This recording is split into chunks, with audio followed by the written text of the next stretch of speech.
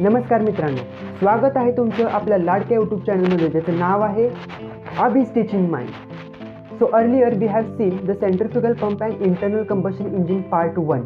If you are not seeing that, the link will be given in the description box. Please go and watch it. तर आज पण आपण internal combustion इंजिनचा part 2 बघणार आहोत. त्याच्यामधले concept तर एकदम भारी आहे. So let's move.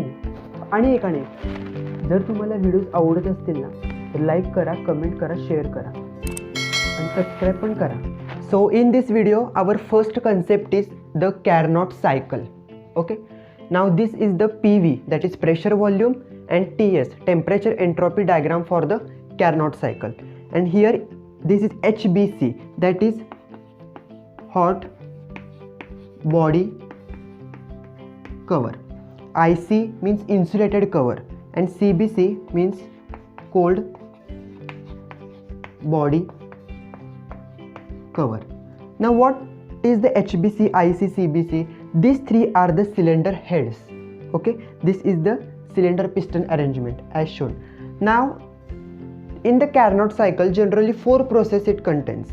2 isothermal process and 2 adiabatic process. 2 isothermal and 2 adiabatic process असतात. So we will see this process one by one. 1-2 process. Okay, this 1-2 process. This process is isothermal expansion process.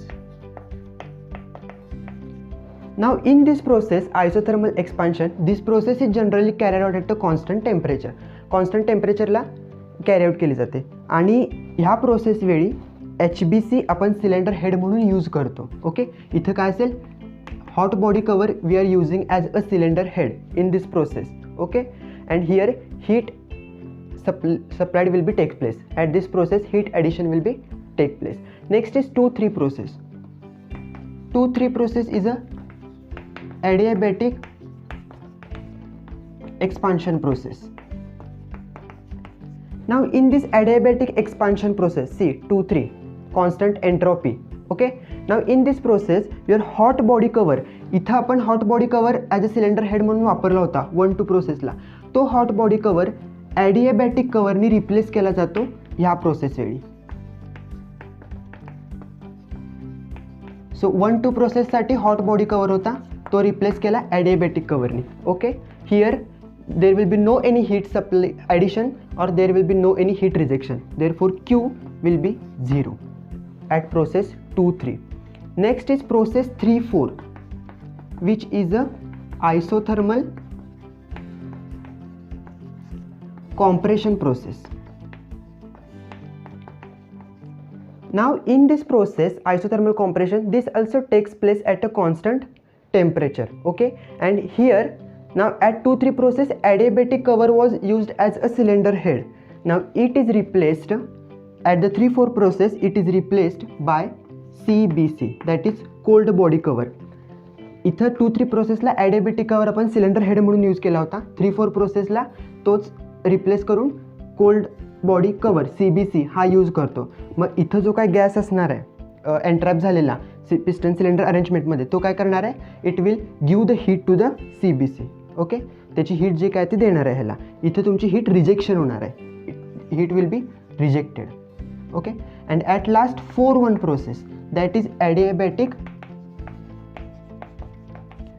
compression process.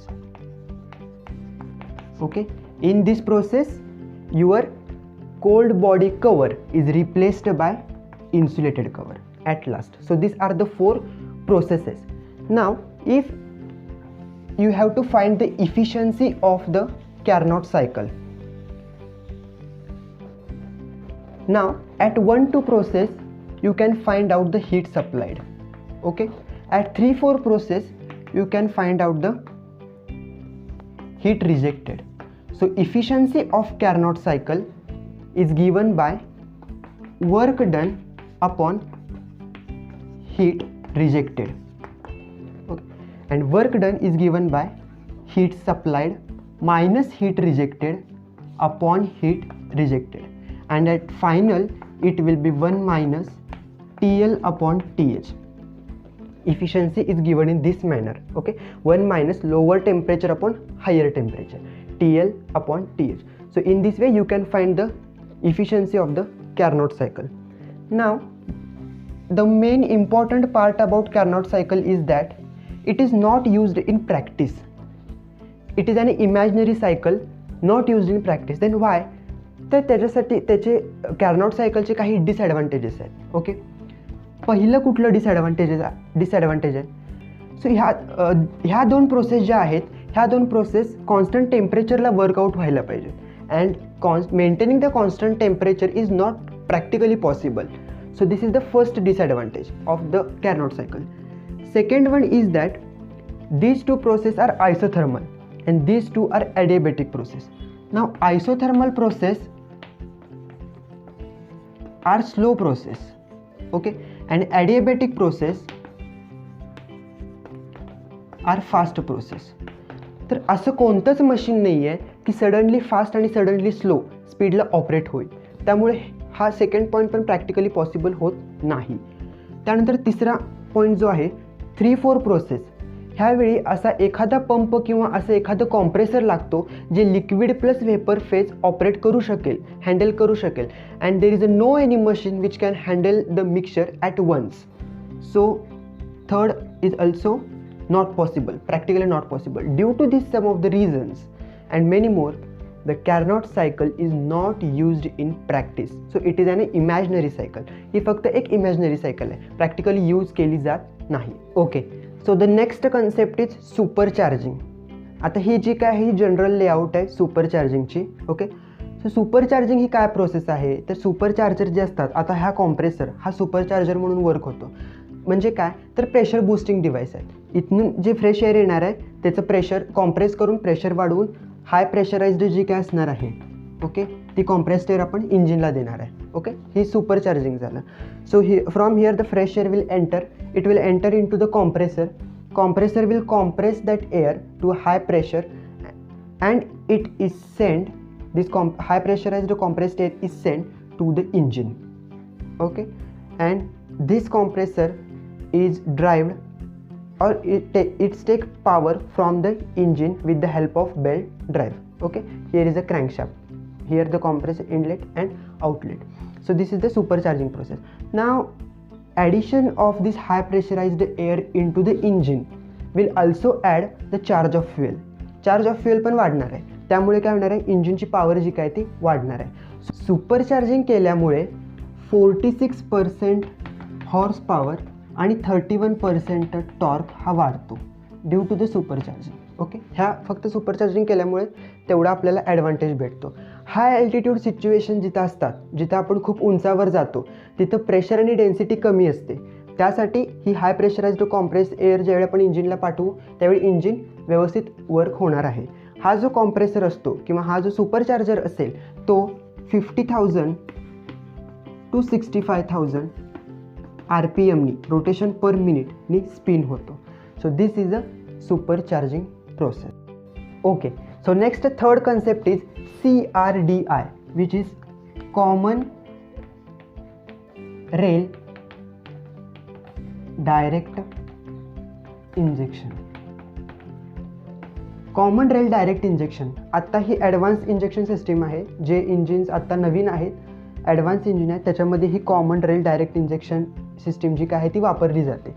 तर common rail injection system का, तर ही जी काय आहे ह्याला आपण common rail म्हणतो. ही common rail आहे. Okay, your fuel distribution pipe, एकच फ्युएल डिस्ट्रीब्युशन पाईप आहे ज्याच्यामधून प्रत्येक इंजेक्टरला फ्युएल पास केलं जाणार आहे आणि मग ते according to the input given from the ECU it will be sprinkle in the combustion chamber. त्यामुळे ह्याला कॉमन रेल, एकच रेल आहे, एकच डिस्ट्रीब्युशन पाईप आहे ज्याच्यामधून हे. So this is the block diagram of the CRDI system, ज्याच्यामध्ये हे 4 इंजेक्टर्स आहेत. इथून फ्युएल इंजेक्शन होणार आहे इंजेक्टरमधून. इथं सॉलिनॉइड इंजेक्टर जे लेटेस्ट आहेत ते सॉलिनॉइड इंजेक्टर्स आहेत. त्याचा प्रत्येक पॉईंट हा इलेक्ट्रॉनिक कंट्रोल युनिटला अटॅच आहे. It is attach to every point is attach, every solenoid injector is attach to the electronic control unit. Then here it contains fuel tank, filter, fuel pump, temperature sensor, pressure regulating valve. आता temperature sensor आणि pressure regulating वॉलचे जे आहेत ते ECUला connect आहेत. म्हणजे ECUला input म्हणून त्याचं फ्युएलचं टेम्परेचर आणि प्रेशर जे काय आहे ते इलेक्ट्रॉनिक कंट्रोल युनिटला जाणार आहे. प्रेशर सेन्सर इथं आहे. then this is high pressure piston pump. So during working fuel टँकमधून जे काय फ्युएल असेल ते फिल्टर थ्रू ते फ्युएल फिल्टर होणार आहे आणि तिथून फ्युएल पंपला दिले जाणार आहे. After that it will go to the fuel temperature sensor will sense the temperature of fuel and it will give the input to the electronic control unit. Thereafter pressure regulator valve, and at the high pressure piston pump here your fuel will be compressed to 1000 bar pressure, and with the high pressure it will send to the fuel distribution pipe. इथून ते हाय प्रेशरने fuel distribution पाईपला जाणार आहे. इथं fuel pressure sense केलं जातं आणि त्याचा input जो काय तो ECUला दिला जातो. आता ह्या दोघांच्या टेम्परेचर आणि प्रेशरच्या इनपुटवरती ECUचं काम असतं. ECU will take the input from the temperature and pressure of the fuel, and after that it will give the signal to the solenoid injector. Solenoid injectorला हा सिग्नल देणार आहे की किती अमाऊंट ऑफ फ्युएल इंजेक्टरमध्ये एंटर करायचं fuel distribution पाईपमध्ये and the time of injection. So the time of injection and quantity of the fuel will depend upon the ECU electronic control unit. तर हा इथून जे काय येणार आहे फ्युएल डिस्ट्रीब्युशन पाईपमध्ये जमा होतं स्टोअर होतं आणि ज्यावेळी ECU कडून सिग्नल येतील त्यावेळी सोलेनॉइड वॉल्व ऑपरेट होणार आहे आणि the quantity of fuel will be entered into the injector and at the time of injection it will be sprinkled into the combustion chamber. आता काही manufacture जे आहेत ते डिझेल इंजिनला डिझेल इंजिन जर असेल तर आपण रेफर करतो की कॉमन रेल डायरेक्ट इंजेक्शन, पण जर पेट्रोल इंजिन असेल तर त्याला GDI म्हणलं जातं. पेट्रोल इंजिनला gasoline direct injection system. Okay, so this is a common rail direct injection system.